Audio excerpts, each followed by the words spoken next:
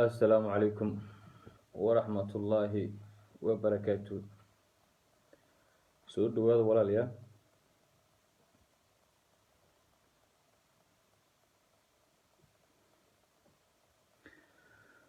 maanta waxaan bilaabeynaa waxay tahay xalqadii afaraad ee aan uga hadlaynay dowladdii Cuthmaaniyiinta. maanta marka haddii uu Ilaahay raalli ka noqdo waqti yar oo kooban waxaan ku sharaxaynaa boqorkii la oran jiray ama boqorkii saddexaad ee dowladda Cuthmaaniyiinta. sababtoo ah markaan soo sheegnay fikirkii Cuthmaaniyiinta iyo bilowgeedii iyo soo hagaajinteedii waxay kasoo bilaabatay Sulaymaan Shah. Ertugrul fikirkii waa sii faafiyey, Cuthmaanna waxa weeye meeshii uu kasii bilaabay, dowladdii uu cilaamiyey, waa uu ku dhawaaqay, Orhana kala sii wareegay. marka taariikhda waxay sheegtaa waxay tahay in dowladda Cuthmaaniyiinta boqorkii koowaad inuu yahay Cusmaan, kii labaad inuu yahay Orhan. maanta marka waxaa ka hadlaynaa waxay tahay boqorkii saddexaad ee la oran jiray Muraadkii koowaad. markaas boqorada Cuthmaaniyiinta markii la fiiriyo taariikhda dambe ilaa iyo hal qarni ka hor oo kale ama xukunka ugu dambeeyay dowladda Cuthmaaniyiinta waxay ahayd boqorada isku magac ah in loo kala qaybiyo Muraadkii koowaad, Muraadkii labaad, Cuthmaankii koowaad, Cuthmaankii labaad. sidaas sifaat ahaan u kala qaateen Cabdulxamidkii koowaad, Cabdulxamidkii labaad oo kale. marka maanta waxaa ka hadlaynaa waxay tahay waa Muraadkii koowaad oo loogu magac daray Muraad Hudavendigar. oo Hudavendigar waxaa weeye macnaha markii la fiiriyo Turkida luqadda markii la macneynayo ay ka macno tahay xukundaar ama xukunyahan.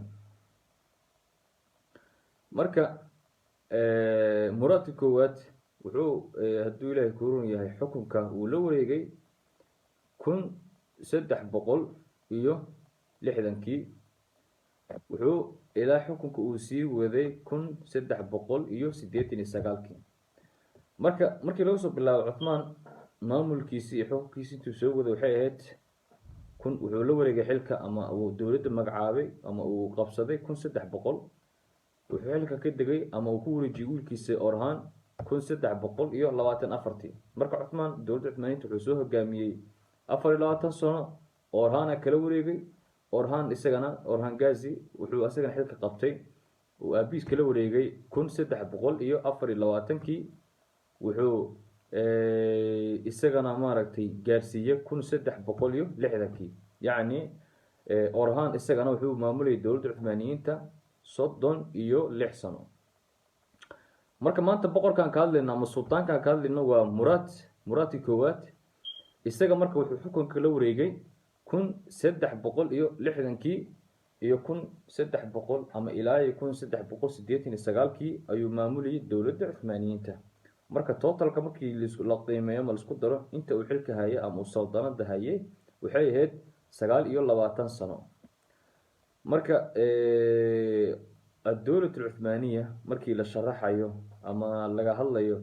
nidaamka loo dhisay dowladnimadeeda ama looga hadlay in maaragtay hagaajinteeda isku dabaridkeeda waxay ahayd qaab maaragtay oo ka duwan dowladihii hore. sababtoo ah dowladda Cuthmaaniya macna la'aan ama maaragtay sabab la'aan lama dhihi karo waa dowlad la mid ah dowladihii hore. sababtoo ah iyada waxay kaga duwaneed dowladihii ka horreeyay. waa dowladda keliya hal caa'ilo ama hal qoys ay iska dhaxlaan ilaa iyo 650 sano. dowladda Cuthmaaniya 650 sano ilaa iyo 7 qarni camal ayay waxay maamuleysay 3 qarni ama 3 qaaradood ilaa iyo 4 qaaradood camal. marka dowladda Cuthmaaniyiinta nidaam noocaas soo martay boqor walbaba ilaa 29 sano 30 sano waa kala duwan yihiin, ninba qayb buu soo hayay. waxayna ahayd nidaam loo kala jihiyey iyaga markaas aababa wiilka kaga sii dhexlaya uu kaga tagay uu leeyahay adiga wali ahdi ah. marka boqor walbaba markii xilka loo dhiibin wuxuu ahaa nin la soo tababaray, nin nidaamkiisa dawliga fahansan, nin aabihiisa wuxuu juhdiga uu soo galay og oo uu ka warqabo. marka الدولة العثمانية nidaamkaas ay ku shaqeynaysay. marka maanta waxaa kalena waxay tahay muraadka koowaad waa marka muraadka koowaad sidaan hore usoo sheegnay waa boqorkii saddexaad ee dowladda Cuthmaaniyiinta markuu xilka qabsado marka 1360kii wuxuu xilka kala wareegay aabihiis Orhan Gazi. markuu kala wareegay xilka dhulka dowladda Cuthmaaniyiinta ay haysatay waxay ahayd 95 kilomitir isku yani 95,000 oo kilomitir oo isku weer ah markii Orhan Gazi uu maamulayay dowladda Cuthmaaniyiinta. waxaa markii uu kala wareegay marka Murad waa uu sii dheereeyay dadaalkii iyo nidaamkii dawliga wuxuu sii gaarsiiyay in dowladda Cuthmaaniyiinta ay yeelato ama lahaato dhul kasii ballaaran intii uu aabihiis ka dhaxlay wuxuu gaarsiiyay dhulka dowladda Cuthmaaniyiinta ay maamulaysa markaas 500,000 oo kilomitir oo isku weer ah. marka farq weyn ama space weyn ayuu gaarsiiyay oo dowladda Cuthmaaniyiintu meesha ku soo qabtay 29 sano oo dowladda Cuthmaaniyiinta maamulayay heerkaas uu gaarsiiyay. marka muraadka koowaad juhdi dheer buu geliyay dadaal dheer buu geliyay dowladda Cuthmaaniyiinta inay sii maaragtay horumar sii gaarto. marka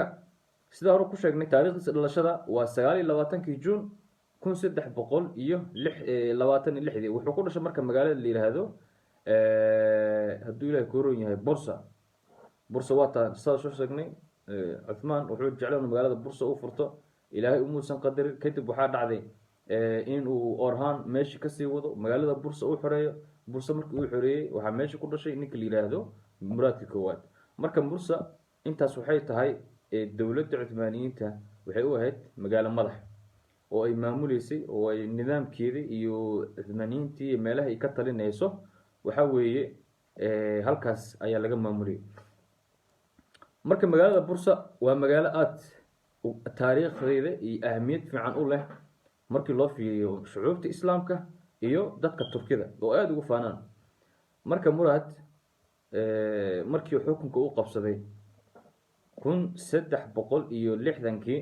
wuxuu bilaabay inuu usii faafo ama dowladda Cuthmaaniyiinta sii gaarsiiyo ama usii faafiyo ilaa iyo dhanka Yurub ilaa mugta dhanka Asia way ka soo bilaabeen waa isgaarsiisay dadka islaamku waa ku qanceen xukunkii dowladda Cuthmaaniyiinta hore ka aqaateen. isla markii markuu Orhan uu yimaaday wuxuu bilaabay in marka magaalooyinka awal waa jirta laakiin haddana si rasmi ah oo professional ah u kala qaybiyo magaalo walba uu sameeyo wax la yiraahdo waali ama hoggaan ama gudoomiye ama qaadi ah. marka magaalo walba saas markii loogu kala qaybiyay dhankan Carabta iyo Turkida dhankan la yiraahdo Anatolia la kala habeeyay waxaa xigtay waxay marka in dhankan Yurub ay dowladda Cuthmaaniyiinta u sii faafto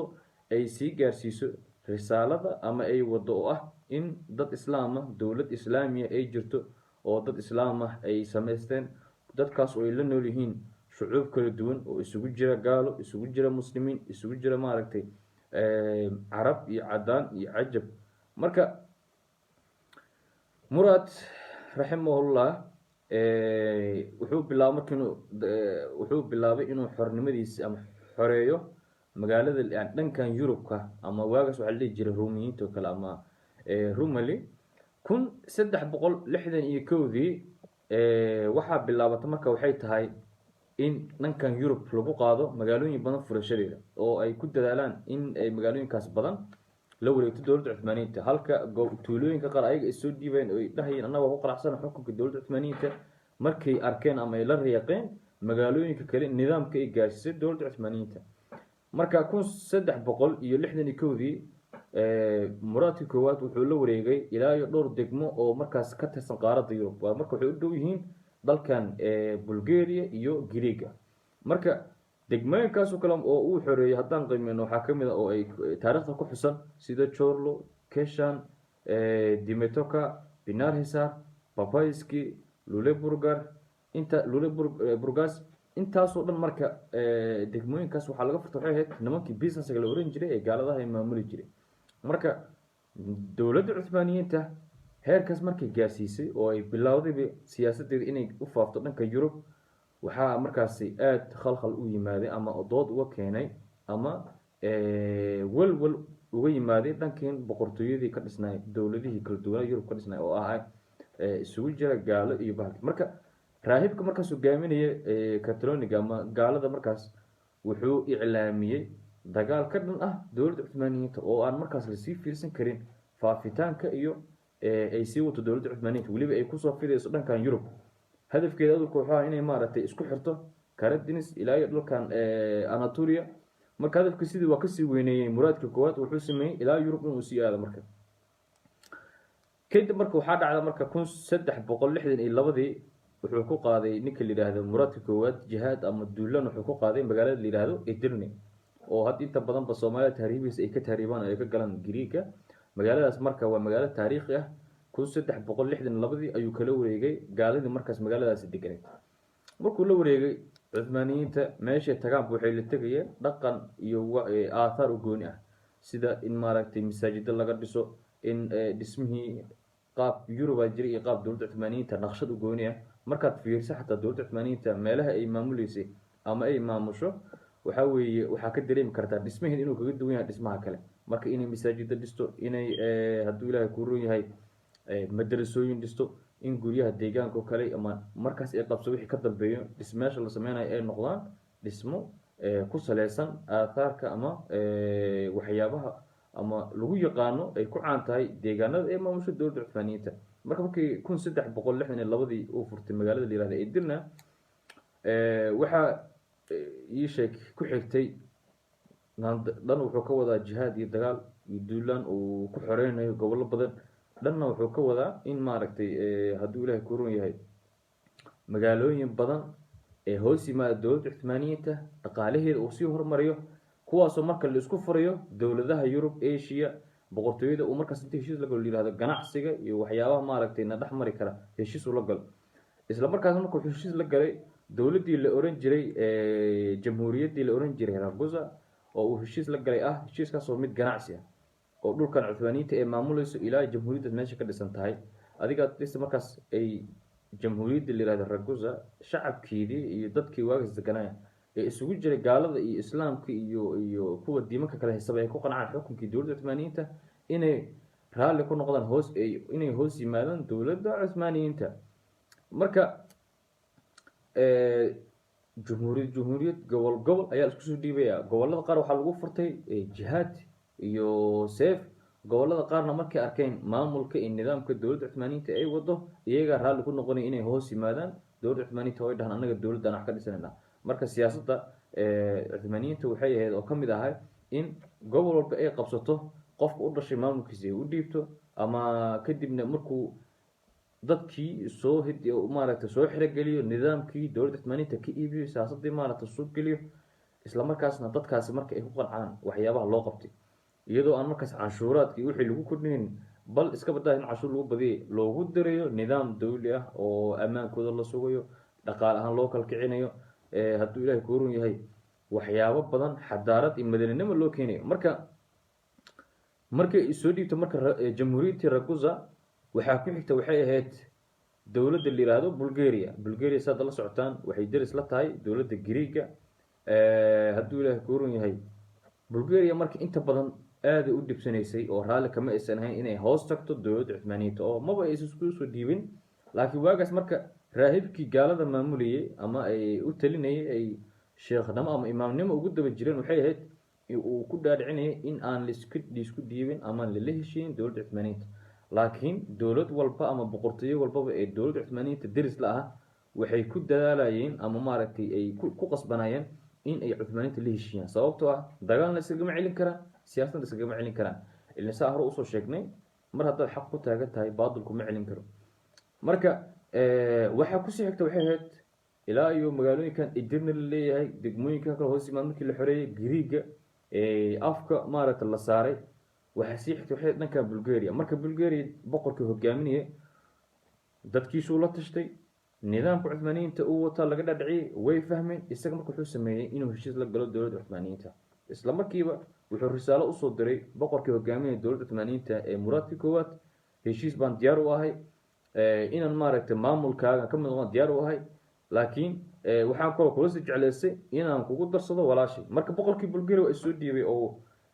dad wuxuu ku kala lifteen Cuthmaaniyiinta heshiis la galo markuu heshiis la galo marka waxaa loo baahan yahay xiriir noqda mid isdhexgal ah, sababtoo ah heshiiskan haddii la galo maanta waa laga bixi karaa, laakiin haddii dad la kala guursado wax laisu dhalo waxaa weeye waxaa imaanaya marka xiriir qoysnimo ama reernimo. marka boqorka Bulgaria ama ninkii Bulgaria ka talinayay markuu ku daray walaashiisa Princess Maria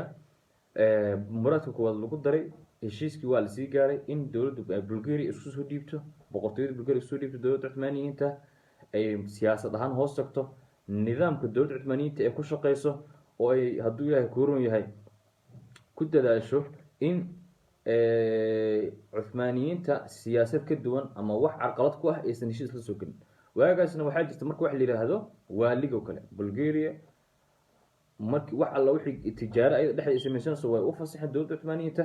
laakiin waxaa laga ilaalinayay ama lagu heshiiyay inay heshiis la gasho boqortooyada ka duwan ama carqalado ku ah dowladda Cuthmaaniyiinta. marka dowladda Cuthmaaniya siyaasadeeda meel walba ay tagto waxay geenaysay markay xoreysaba dadka markaas ay ugu tagto magaalooyinkooda inay si nidaam ah cadaalad ku maamusho. waagaas markay dagaalka ay galaan ay magaalada furtaan waxaa jirto dhalinyaro maaragtay qaarkood iska agoon ama qaar askarnimo lagu qabtay ama qaar caruur waalidiintooda ka cararay, kulli intay isu keento xarun ay maaragtay lagu baxnaan ay u furto ayay waxay sameyn jirtay tababar lagu siin jiray, halkaasoo loogu sharaxi jiray diinta islaamka, dhaqanka islaamka iyo dhaqanka Cuthmaaniyiinta, nidaamka wada noolaashada iyo walaalnimada. marka dadkii waagaas noolaay waa ay ku qanacsanayeen oo aad ula rayaaqeen. waagaas waxaa jira wax la yiraahdo adoomeysi, waxna lacag dowladda Cuthmaaniyiinta meel walba ay tagto waxay ka hortageysay in dad masaakiin la adoomeysto, in dad masaakiin la dulmiyo. marka dhalinyarada ay dagaalka kusoo qabato iyo kuwa yararka magaalada kasoo qabataba markii la xareeyo oo tababar loo fidiyo oo dhaqan celin meel loogu celiyo, waxaa soo baxay marka dhalinyaradii soo islaamay diyaar u ah inay u khidmeeyaan dowladda Cuthmaaniyiinta oo ay raali ku noqdaan nidaamkeeda. kadib marka ninka la yiraahdo muraadka koowaad ee hogaaminaya dowladda Cuthmaaniyiinta asiga intaas kuma ekaan. marka hadafkiisa wuxuu sii ahay dowladdan oo uu ka dhaxlay aabihiis inuu sii gaarsiiyo meel sare si wiilkiisa asiga ka dambeeya ama awlaadiisa qof ka mid ah ee asiga buska soo geli doona hawsha halkeeda uga sii wada. kadib waxaa dhacday marka dagaalkii waxaa bilowday ama uu dagaal wuxuu ku qaaday dowlad la yiraahdo Serb. waagaas marka dowladdu waxay jiro magacyo kala duwan loo hadda isbedelo magacyo kala la baxay. marka dowladdan leeyahay Serb ay ka dhisneed waxay ahayd waa dowlad xuduud sida Turkida ku ah oo kale Asia iyo Europe isku xirta. dowladdaas marka duulaan buu ku qaaday oo waxa weeye waa uu weeraray ninka la yiraahdo muraadka koowaad. kadib dhul badan ayuu ka qabsaday. marka dhulku ka qabsada waxaa ka mid ah magaalada la yiraahdo waxaa kaloo jirto intaas marka uu asiga duulaan uu sameynayo oo hadba magaalo uu qabsanayo meel walba uu qabsado masaajid buu ka dhisayaa, madraso ka dhisayaa, ganacsigooda sii horumarinaya, dhismaheedu toosinaya, yacni wasiir wuxuu u sameynaya wasiir hogaamiya meel walba. marka looma sii joojinaynin annagaa furnay inta annaga ka degayno aan qabsanayn message. marka waxaa jirto marka gaala kasii qaxda dhulkii dowladda Cuthmaaniyiinta ay qabsato oo usii gooshayay ama u guuriyay dhankan Yurub. waxaa imaanaya marka dad shucuub iska dan yar oo masaakiin isugu jira, Turkiyaan isugu jira, Kurdiin isugu jira, Carab isugu jira, ummado kala duwan. dadkaas markay yimaadaan deegaamada loo sameeyay waa la dejinayay, waa la isu keenayay. kadib marka waxaa dhacday waxaa khalkhal ku yimaada marka boqoradii boqortooyinkii ama dowladihii ka dhisnaa Yurub ama caalamka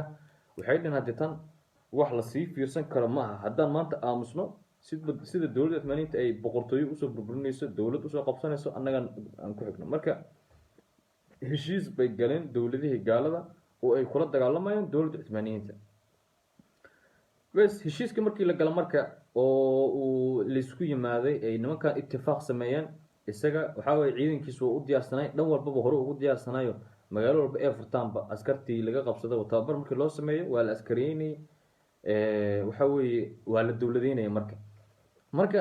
dowladihii boqoradii waagaas kusoo duulayay ee u midoobay inay maaragtay ka hortagaan faafitaanka ama dowladda Cuthmaaniyiinta waxaa laga maarmaan noqotay marka dagaalkii dhex mari lahay dowladaha kasoo horjeeday dowladda Cuthmaaniyiinta iyo boqorkii la oran jiray muraadka koowaad oo maanta aan sharaxayno xayaatadiisa iyo nidaamka iyo hoggaanka uu soo maray la soo maray dowladda Cuthmaaniyiinta inta uu maamulayay oo ahayd 29 sano ee uu maamulayay dowladda Cuthmaaniyiinta. marka waxaa dhacday in meesha dagaalka la isku farasaaro ilaahay wuxuu ku jabiyay gaaladii oo ay soo weerareen bartii lagu jabiyay marka dowladda cuthmaaniyiinta mar walbaba dagaal walba ay ku guuleysato magaceeda sii kordhiyay, cabsida laga qaba sii kordhiyay, dadka iyaga marka ku qanacsan oo lahay dulmi iyo dulinimo ku hayay naga soo gaartay soo dhawaada dhahayna waa sii faafaya. marka dowladda Saakir maba aysan ahaynba dowladda cuthmaaniyiinta marka sidaas marka ku socoto ay magaalo walba furato ama dagaal walba ku guuleysato shucuubta u soo dhiibayaan ninka la yiraahdo Muraad asiga marka hadafkiisa ma inuu intaas ku qanco waa uu ku sii faafay waxa uu la wareegay marka ama sanadu markay ahayd kun yani 371 26 September wuxuu duulaan ku qaaday jamhuuriyadda la yiraahdo Kosovo. marka halkaas markuu ku duulay waxa weeye askartii asiga ka soo horjeeday ee asiga la dagaalameysay ama boqortooyooyinkii dowladihii ka soo horjeeday dhan waa uu ka tallaabsaday. kadib magaaladii markii ay furteen dowladda Cuthmaaniyiinta oo ay la wareegeen saa hore usoo sheegnay intaas yani taariikhda kaliya kama sheekeynayso magaalo furtay meel ku duula maahane degmo walba uu qabsado waxa la geenayay waxbarasho, meel walba uu la wareego waxa la geenayay caafimaad, meel walba uu la wareego waxa la geenayay nidaam iyo cadaalad iyo dowladnimo. marka intaas uu maamulay marka waxa laga yaabaa duulaan walba uu qaado inuu u dhaxayso 2 sano inuu u dhaxayso 3 sano 5 sano. soo marka waxa loo baahan yahay waxay tahay inaan fahanno dagaalka ama maaragtay markii qofku xaq uu ka dagaalamay ama baadil la dagaalamayso ama dad dawlado kala duwan oo baadil ku socda la dagaalamayso waxa loo baahan yahay waxay tahay kaliya ma aha inaad inta ku duushid aad magaalada ka furitid. Cuthmaaniyiinta falsafadu waxay ahayd meesha qabsadaanba inay ka furaan masaajido inay horta markuu warso dadkaas soo islaameen oo islaam ka dhigan oo diinta islaamka u sharaxaan marka meel walba tagto diinta islaamka ay ka sii faafinayaan oo ay maaragtay ku dadaalayaan in dadkaasi cadaalad ku maamulaan. teeda kale qof gaala oo dawladii isaga maamuleysay gaalada la ahayd cadaalad darro ku xukumaysay markii dowladda Cuthmaaniyiinta ay imaatay isagoo aysan ku tagoorin gaal baa tahay noocan baa tahay jinsiyadan baa tahay waxa marka dadkii ay jeclaadeen dhaqanka islaamka oo ay markaas waday dowladda Cuthmaaniyiinta. marka dadka qaarna iyagaaba soo islaamay dadka qaarna markii loo sharaxay la fahansiiyay la baray diinta islaamka dhaqankeeda loo sharaxay iyagana waa ay qaateen. marka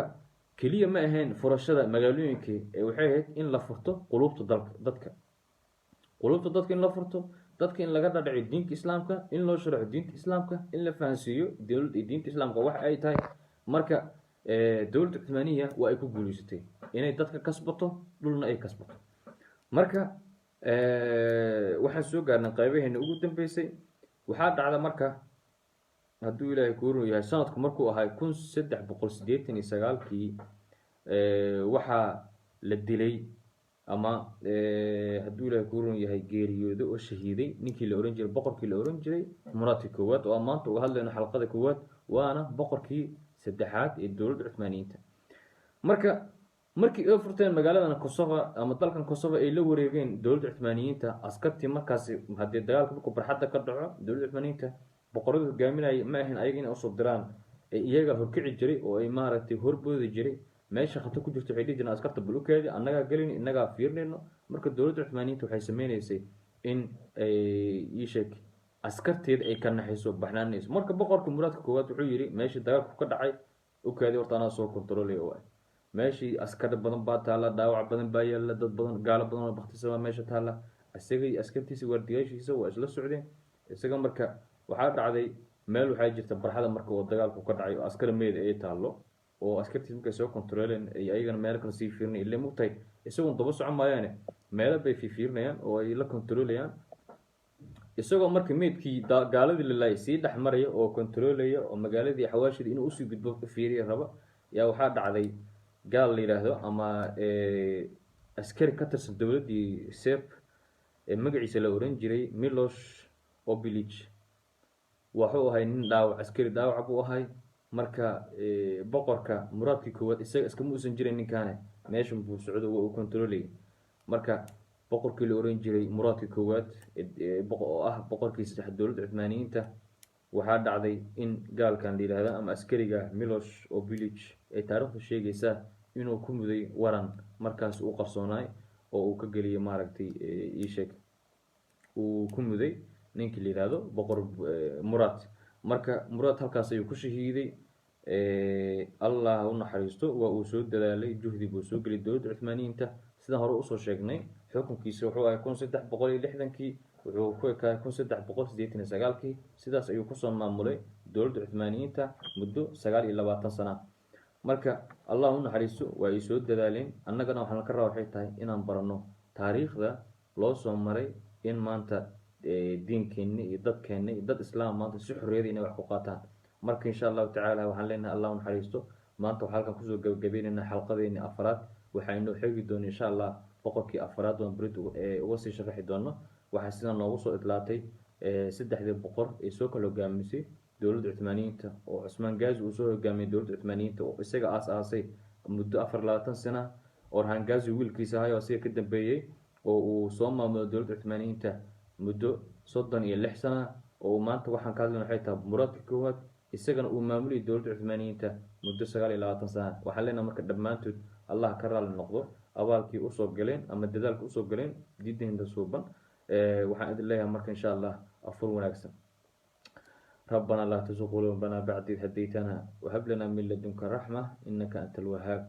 إلهي صونكين صلاة دين عبادتك نحن أقبله إن شاء الله تعالى وإنه بريتو إيو حلقة دي شنات وأنا بهذا الدونه بقر كحجان مراتك وات إن شاء الله والسلام عليكم ورحمة الله وبركاته